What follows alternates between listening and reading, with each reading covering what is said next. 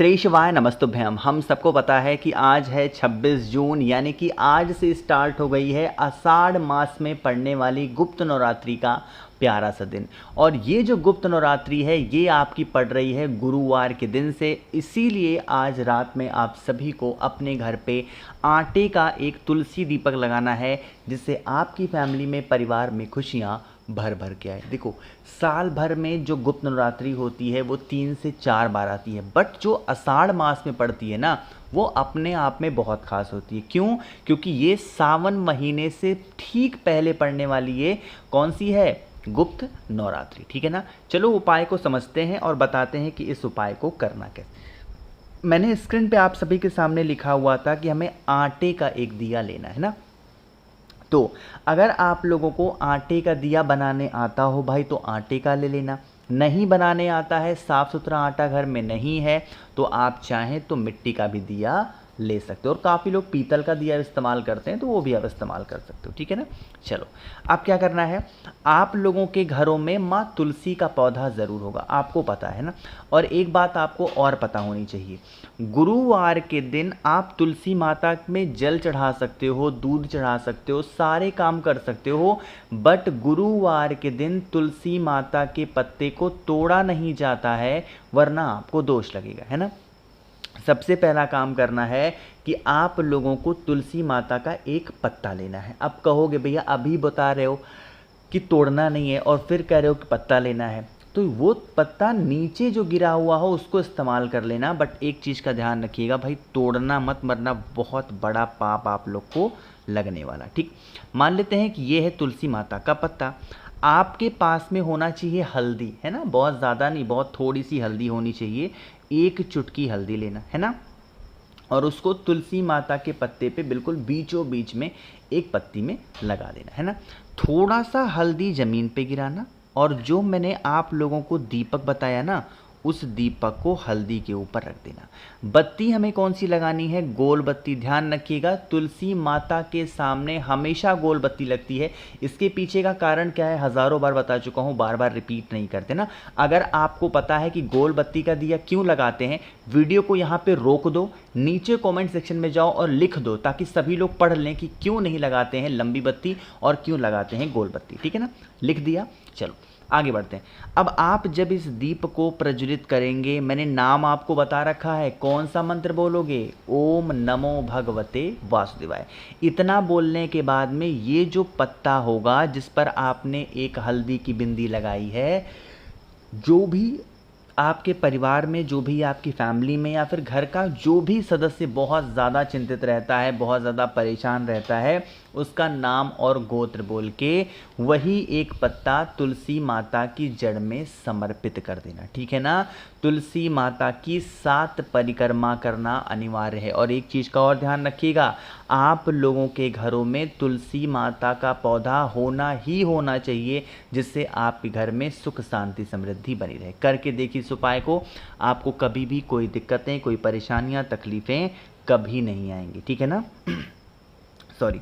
तो पहला उपाय आप लोग को भाई समझ में आ गया होगा। आगे बढ़ते हैं अब इस वीडियो के हम लोग अपने दूसरे उपाय की तरफ। ये उपाय स्पेशली जब भी गुरुवार का दिन आया है या जब भी एकादशी का दिन आया है, मैंने आप लोग को याद ज़रूर दिलाया है।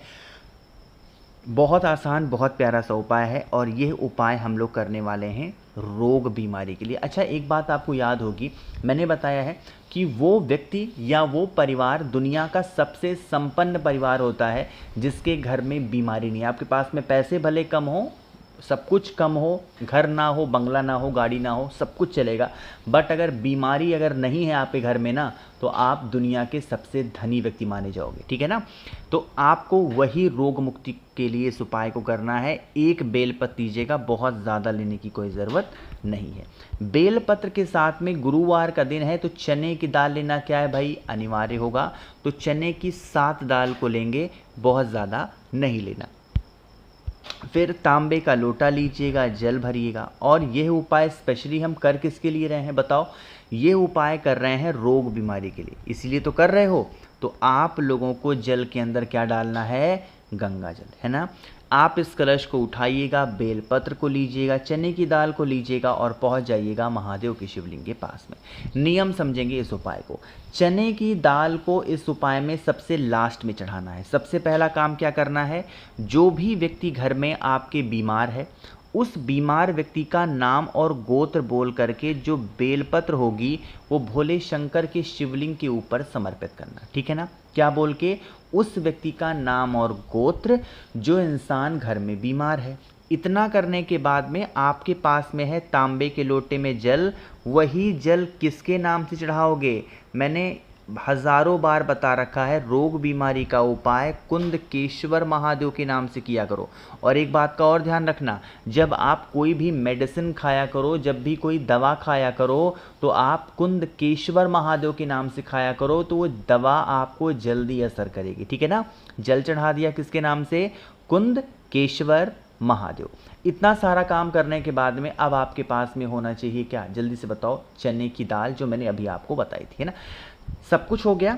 अब आपको लास्ट में वही चने की दाल महादेव के शिवलिंग के ऊपर ओम नमः शिवाय, क्या बोलोगे, षणाक्षर मंत्र महादेव का ओम नमः शिवाय, इस मंत्र का स्मरण करते हुए चने की दाल के 7 दाने महादेव के शिवलिंग के ऊपर चढ़ा देना। हाथ जोड़ करके विनती करना, प्रार्थना करना और औषधि मांग करके इन्हीं 7 चने की दाल को उठा लेना। घर परिवार में जो भी व्यक्ति बीमार हो उसे यही 7 चने की दाल एक ही दिन ओम नमः शिवाय बोल के अगर आप खिला देते हो तो आपके घर में, आपके परिवार में, चाहे वो कितना भी पुराना बीमारी होगा, वो धीरे धीरे धीरे धीरे करके ख़त्म ज़रूर हो जाएगा। ठीक है ना, करिएगा भाई ज़रूर। आगे बढ़ते हैं अब इस वीडियो के हम लोग अपने तीसरे उपाय की तरफ, जो कि आप सभी को किससे करना है, चावल के दाने के साथ में। लेकिन क्या फ़ायदे हैं, कैसे करना है, इस सभी की बातें करेंगे। सबसे पहले करिए वीडियो को लाइक, जिसने अभी तक चैनल को सब्सक्राइब नहीं किया, मेरी आवाज़ आप पहली बार सुन रहे हैं, चैनल को ज़रूर सब्सक्राइब करेंगे, है ना। सबसे पहले समझने की कोशिश करते हैं कि यह उपाय आप करते हो या करने जाते हो तो इससे आपको फ़ायदा क्या होने वाला है ना। देखो, जैसे आपके घर में अगर पैसे टिकते ना हो, माँ लक्ष्मी का वास घर में नहीं है, बहुत दिक्कत में चल रहे हो, तो आप इस उपाय को करेंगे। गुप्त नवरात्रि का पावन सा दिन है, यानी देवी माता का दिन है, तो आप लोगों को 2 सामान लेने होंगे, यानी 2 चीज़ें लेनी है। किसके लिए, माँ लक्ष्मी के लिए। सबसे पहले तो आप लोग को चावल के दाने लेने हैं। कितने, 108 चावल का दाना। ध्यान रखिएगा, यह उपाय हम महादेव के शिवलिंग के ऊपर नहीं करने वाले हैं, इसीलिए चावल का दाना चाहे खंडित हो या खड़ा हो उससे मतलब नहीं है, बस 108 चावल के दाने होने चाहिए। इन 108 चावल के दाने के साथ में आपको थोड़ी सी हल्दी भी लेनी है ना। एक अलग सी कटोरी में हल्दी लेना और गाढ़ा सा हल्दी लेना, हल्का सा पानी डालना और बाकी के 108 चावल के दाने इसी हल्दी में डाल देना, जिससे क्या हो जाए, वो चावल का दाना पीला हो जाए। ठीक है ना। फिर आप लोगों के घरों में अगर माँ जो लक्ष्मी है उनकी फ़ोटो मूर्ति हो या माँ दुर्गा है, कोई भी देवी माता हो, उन्हीं के सामने एक छोटा सा दिया लेना या एक छोटा सा कटोरी लेना। आपके पास में 108 पीले चावल के दाने हैं, उन्हें एक एक करके इसी कटोरी में माँ लक्ष्मी का स्मरण करते हुए डालते जाना। क्या बोलोगे, ओम लक्ष्मी नमः। फिर से बोल रहा हूँ, ओम लक्ष्मी नमः। इस मंत्र का स्मरण करते हुए एक एक चावल का दाना डालना। जब पूरे चावल के दाने समाप्त हो जाएं, थोड़ी देर के बाद में इन चावल के दाने को उठाना और किसी नीम पेड़ के नीचे 2-3 दिन में जब भी टाइम मिलता है डाल के चले आना। आपके घर में कभी धन को लेके कोई दिक्कतें नहीं होंगी, हमेशा माँ लक्ष्मी का वास घर में बना रहेगा। ठीक है ना। 3 उपाय समझ में आ गए। सबसे आखिरी उपाय की बातें समझ लो। यह उपाय मैंने अक्सर आप लोग को बताया है, ये उपाय स्पेशली हम करने वाले हैं अपनी इच्छा को लेकर के। और अगर आप गुरु जी की कथा को ध्यान से सुनते हो तो गुरु जी के पत्रों में भी इस उपाय का जिक्र बहुत बार किया गया ना, और मैं भी आप लोग को इस उपाय के बारे में हमेशा बताता रहता हूँ व्हाट्सएप पे, है ना। देखो, 2 काम कर रहे हैं। सबसे पहले एक बहुत ही प्यारी सी सुंदर सी बेलपत लेना अपनी मनोकामना के लिए। ठीक है ना। शहद जानते हो, शहद, जहाँ पर ये तीनों पत्तियों का मिलाप होता है, इस स्थान पर, यहाँ पे, है ना, शहद लगाना। और यहाँ पर शहद लगा करके इस बेल पत्र को उठाना, महादेव के शिवलिंग के ठीक ऊपर अपनी जो भी मनोकामना हो, जो भी बातें हों, जो भी विशेष हों कहनी हो, उसे कहते हुए समर्पित कर देना। यकीन मान लीजिए मात्र 3 महीने आप इस उपाय को करके देख लो, जब भी मंदिर जाओ इस उपाय को करो, आपकी वो सारे काम बनेंगे जिसके लिए आप परेशान रहते हो ना। बाकी मैंने कोशिश की भाई आप सभी को सब कुछ अच्छा, सारी बातों को अच्छा बताने की।